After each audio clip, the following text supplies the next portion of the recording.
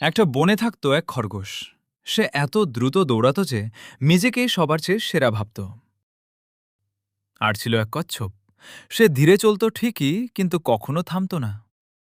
খরগোশ সবসময় তাকে নিয়ে মজা করত, বলতো, তুই তো কখনো আমার সাথে পারবি না। একদিন তারা ঠিক করল দৌড় প্রতিযোগিতা করবে, আর খরগোশ মনে মনে ভাবতে লাগল, বিজয়ী তো আমি হব। পরের দিন তারা প্রতিযোগিতায় অংশ নিল। শুরু হলো প্রতিযোগিতা।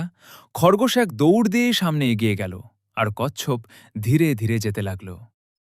খরগোশ অনেক দূর এগিয়ে গিয়ে ভাবল, কচ্ছপ তো আমার থেকে অনেক দূরে।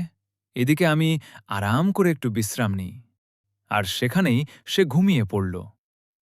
আর কচ্ছপ চুপচাপ ধীরে ধীরে এগিয়ে যেতে থাকল, না থামল, না পেছনে তাকাল।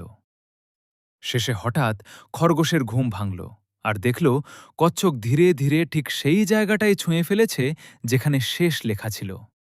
খরগোশ অবাক হয়ে গেল, কারণ সে ভেবেছিল সে নিজেই বিজয়ী হবে।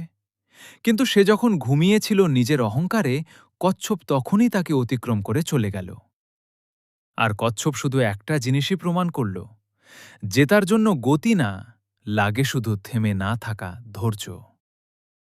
আর বন্ধুরা, আমরা এই গল্পটা থেকে এটাই বুঝলাম, কখনো কখনো ধীরে এগোনোই জেতার সবচেয়ে শক্তিশালী উপায়, কারণ থেমে না থাকা মানুষটাই শেষ পর্যন্ত ইতিহাস লেখে।